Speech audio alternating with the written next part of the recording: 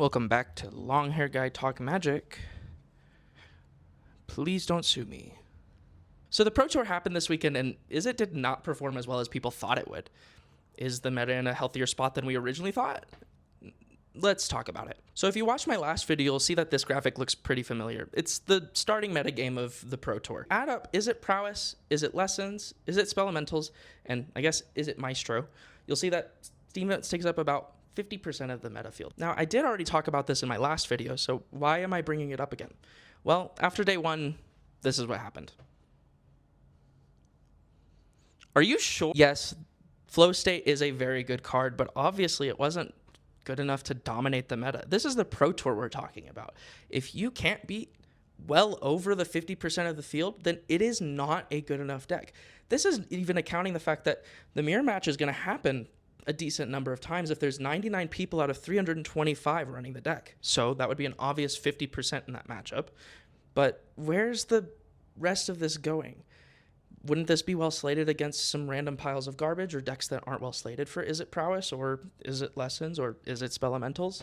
And again, Izzet Maestro is there. Now, the other very significant part about this graph is you're going to notice the two highest win rate performers, Mono Green Landfall and Celestia Landfall. So why is that? I mean, Secrets of Strixhaven gave Izzet the most support out of every single other color combination.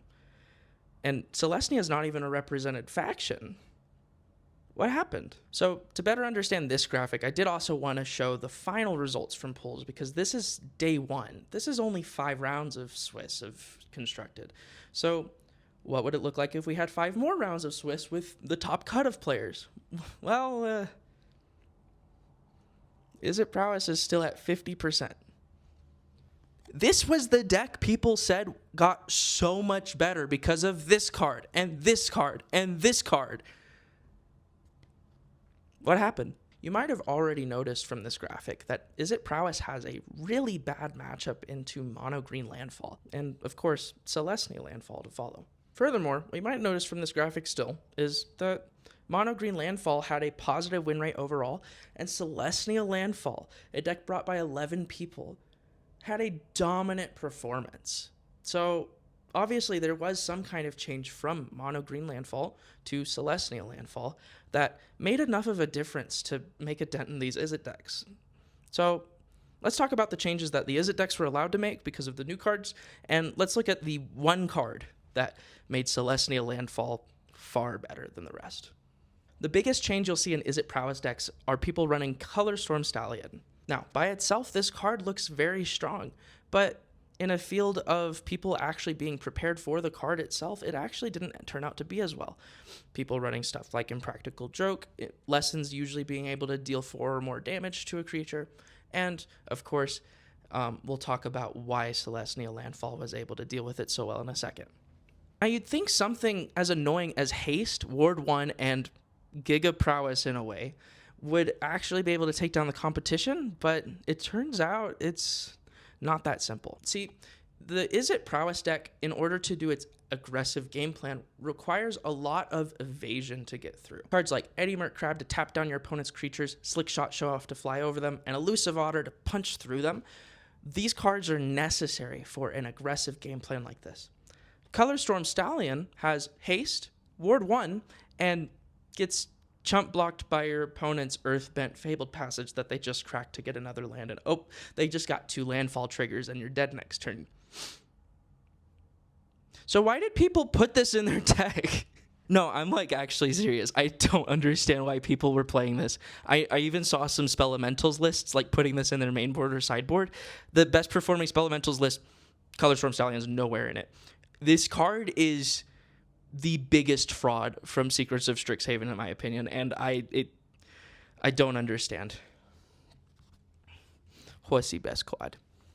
Color Storm Stallion is a worse card than Molten Core Maestro in Prowess decks, because Molten Core Maestro has permanent stats and menace.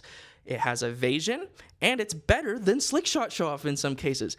Why people actually ran the Stallion instead, I'll never understand. The next Izzet upgrade we got is Prismari Charm. Now, I did talk about the other biggest upgrade card that most Izzet decks were able to make use of is Flow State. This card by itself reads really crazy, especially if you miss that "and" in the middle there, which most people did when this was announced. People thought you just had to have an instant or a sorcery, and then it would do better expressive iteration. But no. You do have to have both. So it does have quite the restriction, and sorcery speed Anticipate is really bad typically. But the ceiling of this card is so high, you'd expect, if they high roll, they have a much better chance in these matchups. Now, you'd think better expressive iteration would do a lot better at the Pro Tour, but it's just not the case. You see, green decks like Landfall, Celestial Landfall, and even Golgari midrange are mainboarding Keen-Eyed Curator.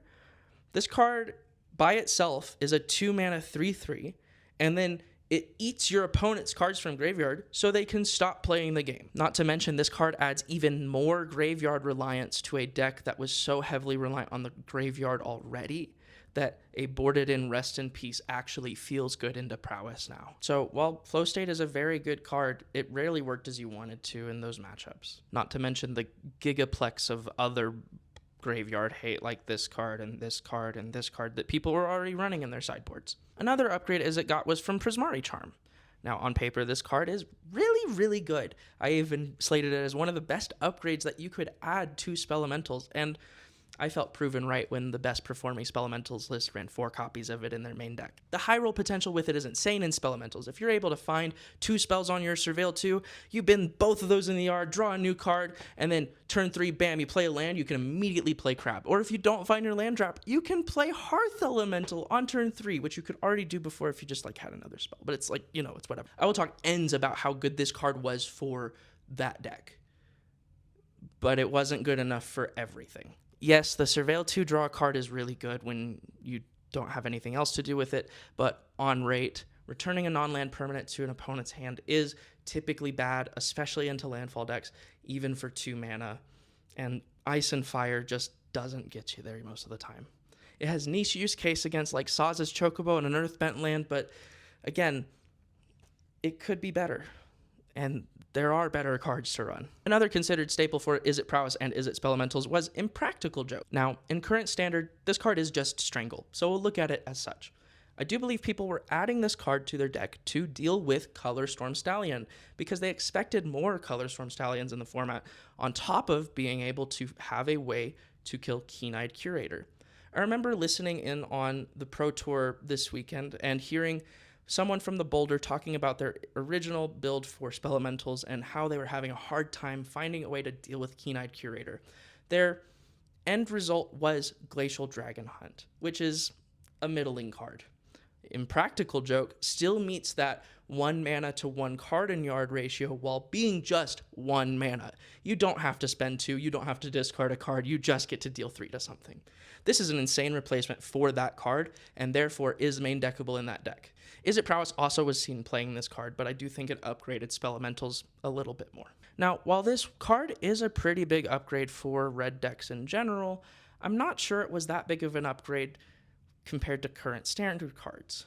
You see, we already have Torch the Tower, which deals 2, but it can deal 3. We already have Plasma Bolt, which it deals 2, but it can deal 3. We didn't have very many cards too far off from Impractical Joke, so the card's not that big of an upgrade. And, that's it. They got Traumatic Critique. That card's cool because it's a fireball. I don't think it's that good in anything but Spelementals again, since you actually want spells in the yard. And there was Emeritus of Ideation, but that card got boarded into almost 0 matchups, so that's it. That's all Izzet got. And people slated this deck as like best deck in format for weeks before this Pro Tour. So let's look at the single upgrade that made Mono Green Landfall pivot into Celestial Landfall. Now, of course, the card I'm talking about is Path to Exile. I mean a road. A road. We don't have Path to Exile. We have a road. It's called a road. Now, why was this such a huge upgrade for landfall decks? I mean, yes, it technically is a ramp card, but isn't killing your own creatures kind of counterintuitive? Well, what if I told you the creature came back as a land? You see, the idea, according to Team Heavy Play, of adding 4 copies of this card into your deck is you can target your own Earthbent land, and it would then come back as a land with a landfall trigger. Then you would search for a basic and have a second landfall trigger. This meant Erode was basically used as a combat trick on your own lands, while also potentially being a way to kill your opponent's most oppressive creatures. Finally, this mono green landfall deck, which its best interaction used to be Melt Strider's Resolve, an awful fight card that just happens to stick around as a +2 on the body, it's fine, got replaced with this crazy instant speed removal card that also allowed the sideboard to be kitted out with white cards that dealt with these meta decks. Rest in peace. Now, I do think the non-Izzet top 8 decks are worth talking about in their own video, so be sure to subscribe to see that later this week. So why is it significant that Landfall got a 1-card upgrade while Izzet got these other cards that should have upgraded the deck but didn't enough? Well, it's about reaching a deck's median. You see, the mono green landfall deck already has all of the tools it needed to build itself. Icetill Explorer, Lumbering Worldwagon, and Mightform Harmonizer are great ways to finish a game. So what was missing? Well, mono green landfall doesn't actually have a great instant speed way to deal with an opponent's creatures. Sure, you could play Bite Down, but you usually, at the point of having high enough power to deal with your opponent's creatures, have enough power to kill your opponent. Plus, 2-mana removal spells are just inefficient. I mean, Celestial Landfall before was also running Get Lost, and it wasn't performing nearly as well as this one is. The thing about Erode is it adds 2 things to the deck in one. It's a combo. It adds a combat trick to your landfall synergy, while also being a card that attacks your opponent's creatures. It might as well be a modal spell that says you get 2 landfall triggers or you kill one of your opponent's things. I guess it also could just say you win the game, because that's what it kind of does. So why is this important? Well, Erode, of course, as I mentioned before, is being compared to a card called Path to Exile. That card was played in Standard at one point, but it's not that strong. It's usually bad to ramp your opponent up, and you don't really want to use it as a way to get rid of your opponent's creatures when you have other options available to you. So the main thing we need to talk about is context. The context of Erode is that it has 2 things it does. If we didn't have Icetill Explorer and Mightform Harmonizer, this card would be bad. And it kind of is bad. If you only target your opponent's stuff, I mean, you're basically 2-for-1ing yourself. To put it on the other side, the context for the Izzet cards is that Izzet was already a very strong 2-color combination that was only barely matched by Landfall. I mean, on MTGO, you'll see that mono green landfall does have a better matchup into Izzet Prowess, but doesn't necessarily have that much as it does into Izzet Lessons. So you take an existing, already almost good enough deck, you add an insane upgrade like Erode, and now you can build a deck around this strategy that has a card that has really powerful effects, whereas Izzet gets horsey, and it gets blocked by Earthbent land. Now, the last thing I did want to note about the Izzet thing is I don't think any of the Izzet cards made that big of an impact in Standard. At all. Not even a little bit. Resonating Loot is playable in Jeskai control if you want to get your Revelation out a turn earlier, but otherwise you're taking a turn off to play a 4-mana artifact and then your opponent kills you. That's not good. Plus, how are you supposed to win the game if you can't even get to turn 5 against Izzet Prowess, or even Landfall? Having a win condition that's reliant on being at 7 mana is bad in current Standard, unfortunately. Now, the other reason I bring that up is the most important part. The best performing Izzet deck was Izzet Lessons. Not just by the general populace, but it also made top 4.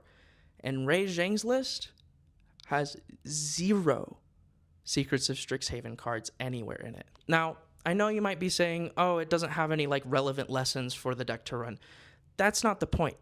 Some people online were already trying to put Flow State into a deck like this. I mean, if you're going to have Graveyard Synergy, might as well try to grow a few more cards as an extra few copies of Accumulate Wisdom in a way. So if the best Izzet card doesn't go in the best Izzet deck, then the ceiling for the deck is so high that these new cards don't matter. And that's the last thing I want to mention in this video. Impact on the format. You see, when a new Magic set comes out, not only should players be excited about it, but they should be excited about the implications about including these new cards into their competitive decks. This includes upgrading current existing decks and making new strategies. If we look at the number of copies registered from the first non-red or blue card, we see it's Great Hall of the Biblioplex, which it's a Prowess card, kind of. Not really, but if we look at the next non-land, it's a Road. It only has 103 copies registered. Outside of these Izzet decks, people determined that Secrets of Strixhaven did not upgrade these other decks enough. Yet, Izzet already has so much support that of course we're going to try these new cards that seem so strong that they break the format, right? Like, who can blame Pro Tour players for building a deck around expressive iteration? I mean, it's expressive iteration. I guess what I'm getting at is Raw running Wizards. I mean, it's annoying to see just this one archetype. Even if you are an Izzet player like me, I love Izzet. But seeing it get all these cards to support it when it already has the insane support that it does, it's a miss. It's kind of just another slap in the face to WotC's performance in all of this, when the best performing archetype is a 2-color combination that's not present on Strixhaven. So to conclude this video, I wanted to pinpoint 3 things.